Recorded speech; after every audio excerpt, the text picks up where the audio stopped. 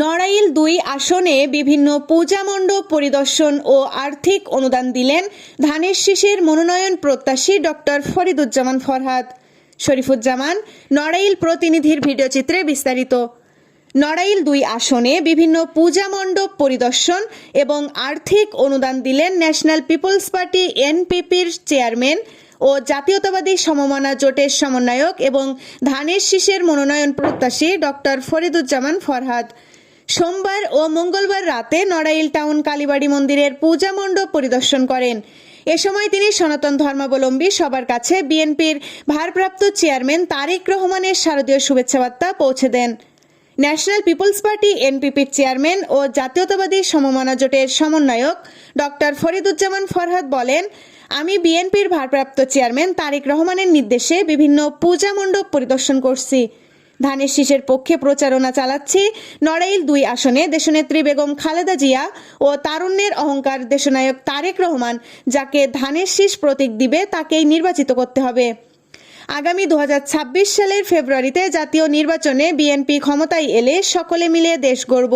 সব পর্যন্ত আমি এই পরিবেশে মানুষ হয়েছি। আমার ঘর এবং আমার পাশের ঘর হিন্দু ছিল।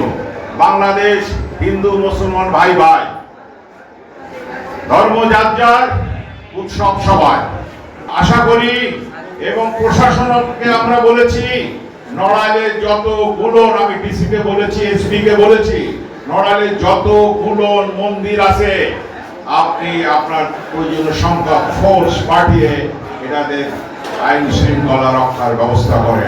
সাথে সাথে আমার দল, আমাদের জোট বিএনপি তারাও চেষ্টা করবে।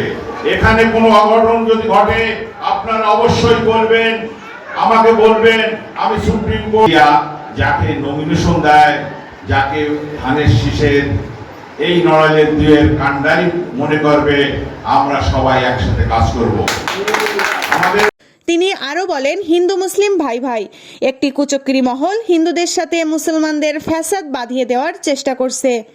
সেই কুচক্রী মহল থেকে আমাদের সবাইকে সাবধান থাকতে হবে। আমরা বিশ্বাস করি ধর্ম যার যার, উৎসব সবার।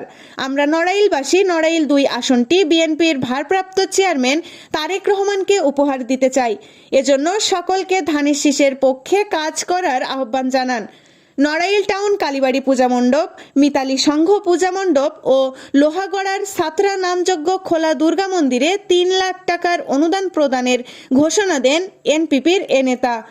এ সময় নড়াইল পৌরসভার সাবেক ভারপ্রাপ্ত মেয়র ও জেলা বিএনপির সাবেক সহ সাংগঠনিক সম্পাদক মোস্তফা কামাল মোস্ত, জেলা বিএনপির সাংগঠনিক সম্পাদক টিপু সুলতান, জেলা মহিলা দলের সাধারণ সম্পাদক সালেহা বেগম, লোহাগড়া পৌর বিএনপির যুগ্ম সাধারণ সম্পাদক মুসা মোল্লা, নড়াইল জেলা এনপিপির সভাপতি শরীফ মুনির হোসেন, আনোয়ার হোসেন খান, বেলাল আহমেদ, জেলা পূজা উদযাপন পরিষদের সাবেক সভাপতি অশোক কুণ্ডু, অ্যাডভোকেট সঞ্জীব কুমার বসু, জেলা ছাত্রদলের যুগ্ম সম্পাদক সজীব বিল্লা সজীব সহ দলীয় নেতৃবৃন্দ উপস্থিত ছিলেন।